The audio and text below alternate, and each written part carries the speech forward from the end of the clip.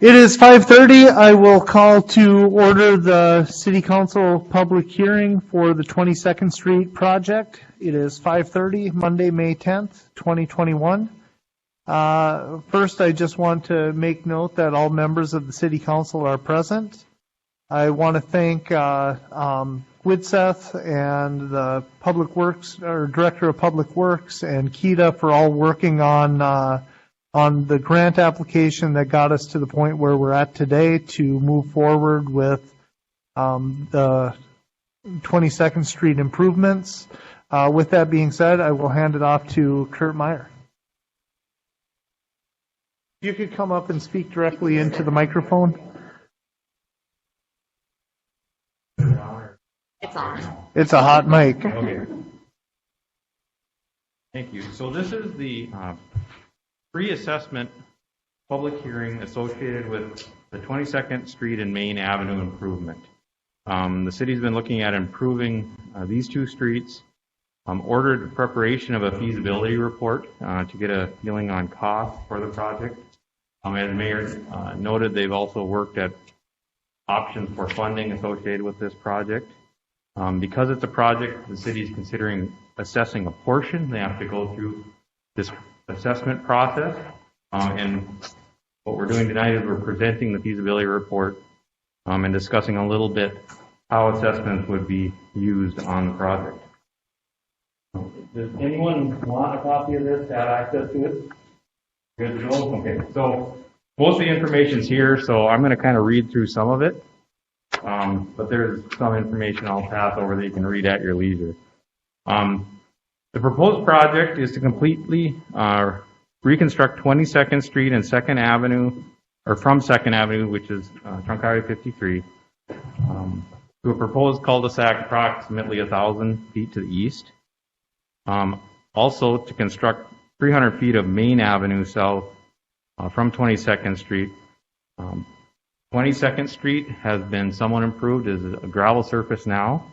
Maine Avenue South is not improved, so that would be clearing, stripping, and placing base along with surface improvements. These streets are located completely in the city of International Falls. So this report is going to look at existing conditions, the proposed improvements that we're talking about, and the cost of those improvements. On the existing conditions, as mentioned earlier, 22nd is a gravel surface roadway of approximately 44 feet. The road is basically close to ready for surface improvements, which would be pavement and curb and gutter. It also needs some extension of sewer and water utilities and some storm improvements. Maine Avenue, as mentioned, would be completely new construction, south within a right-of-way. Approximately 300 feet with a cul-de-sac. Proposed improvement to 22nd, there'll be some slight profile adjustments, moving some drainage structures to better fit the improved surface. There'll be an extension of sanitary service and water service to the east to service some end lots along 22nd. There'll be there's a diagram there. It's kind of hard to read, and probably in your copies too because of copying, but we're looking at a 40-foot face-to-face surface, hard surface, bituminous, with concrete curb and gutter. Main Street would require clearing and grubbing south, entirely in the right-of-way of the new proposed road, approximately 300 feet to a 50-foot cul-de-sac. And this road bed would be similar in width, 20 feet face-to-face curb face-to-face, a 16-inch aggregate base.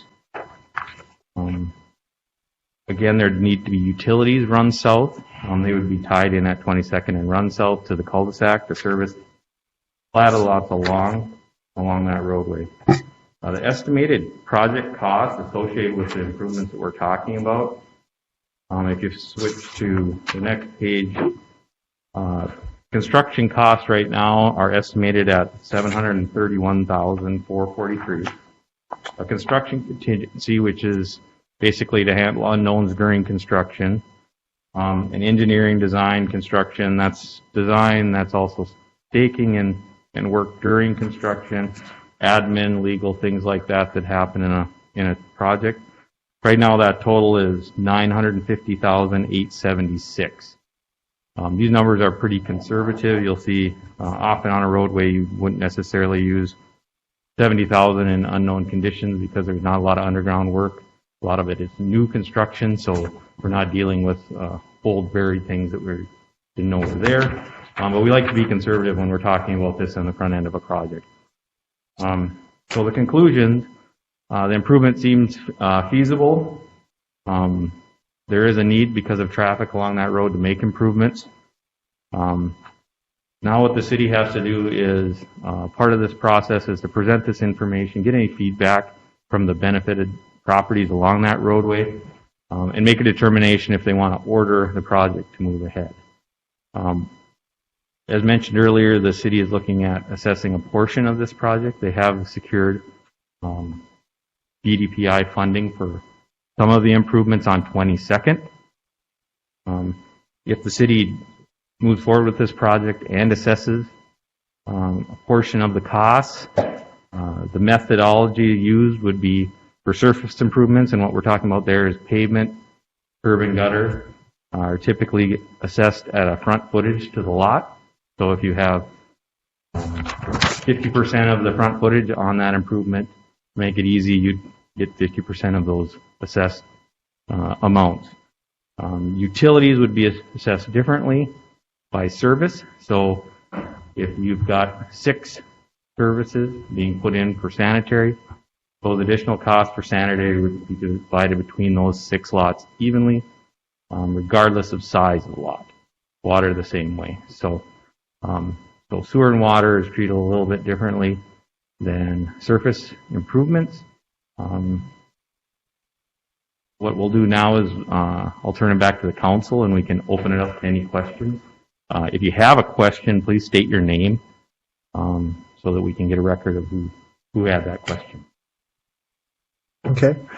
Council members, does anyone have a question for Kurt on the project? Please. Joe Kraus, Center Ward City Councilor.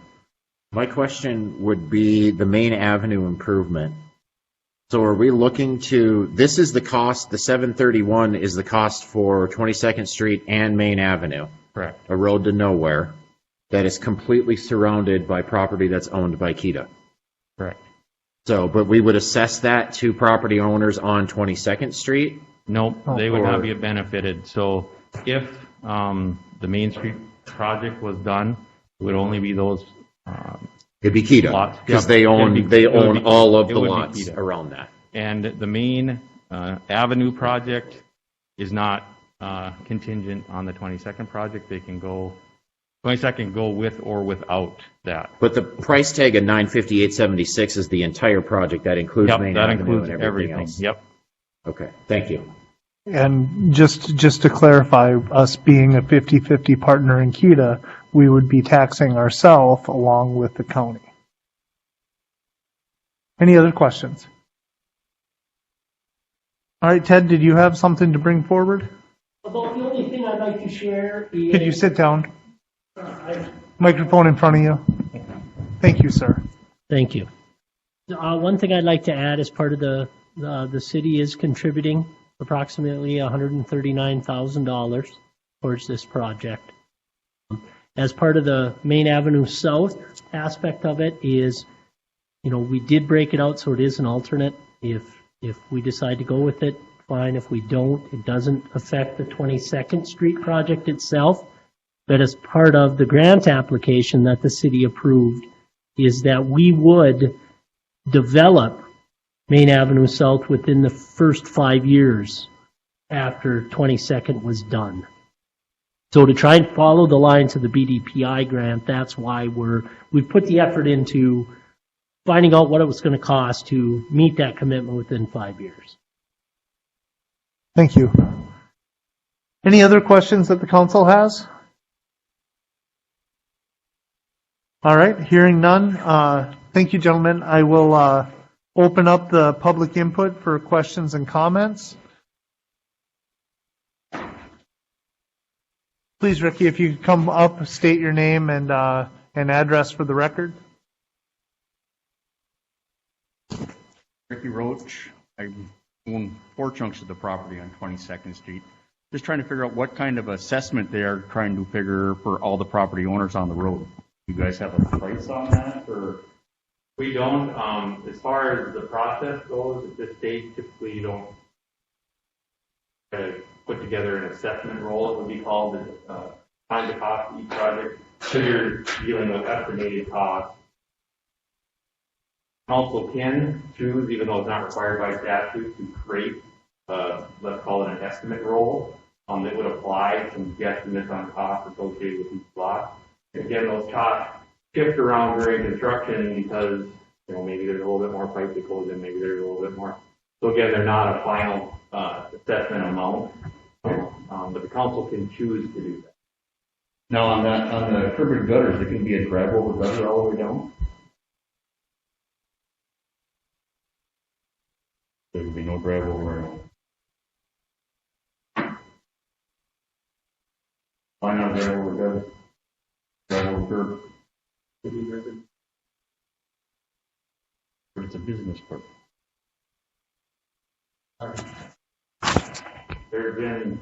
Used to be 10, 12 years ago when we did industrial parks, they put driving curb everywhere, but it becomes somewhat uncontrolled. Much better, a lot better to add driveway openings later if you need them than to open it wide up and then create the wild west when you've got heavy traffic moving in. So typically as we go through with that urban design, there's discussions with each lot where that curb opening is going to exist, or put it in, if any. Blank lot, you need, depending on what the property owner tells us, to cut down that curb for entrance in certain areas, or we may keep it open and add that curb cut later, instead of just blanket driving over. Down at the UPS building down there, they pretty much have 3 doors that they drive through down there. Be on the south side of the building on that side.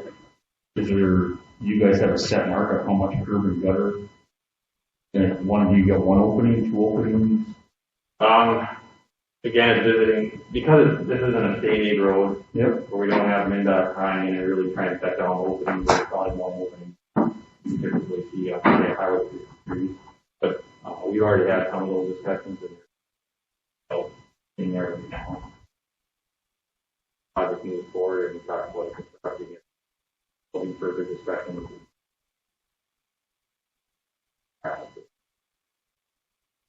Okay. You guys talking about pushing that water main on Maine Avenue? Yep. Going to protect that back down? That's going to go, yeah. But we're not going to go to the north like we talked before. Okay. Just because it's not financial, because as part of the looping is on the city, so it's a budget issue. Yep. Well, I just figured I'd ask at the same time. So you guys would work with the property owners on maybe opening it up a little bit longer of driveway approaches into the property from the curb and gutter? Yeah, you'll have input on those, yeah. The one thing is that, we want to make sure we follow a standard so that it's just not solid white. It's because we do a lot of data with snow storage and whatnot when we give somebody 100-foot curb cut. Because if they don't have room for snow storage, it ends up on us eventually. That's why we like to define the curb cuts reasonable. Not saying you're going to have 1 12-foot curb cut for $3. Okay. Thank you. Thank you. Do you have something? Councilor Road Westward. Our grant that we got for that, if we don't do Maine, can that grant all go towards 22? The grant money can,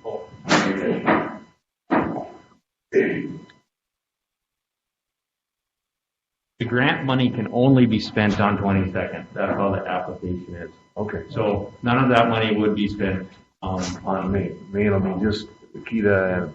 Yep. The only conditions as part of that application was the city presented, we're going to develop this. You help us with a BDPI grant, and that will allow us in the future to do that Main Street. like Ted said, in the next 5 years to again drive economic development. I'm just concerned with the assessment center on 22nd will be the grant money. Plus whereas on Maine, there'll be no UTI. Okay. Thank you. Councilor Kraus. Councilor Kraus, Center Ward again. I guess my last question is, so who pays the assessment for the tax forfeited lot?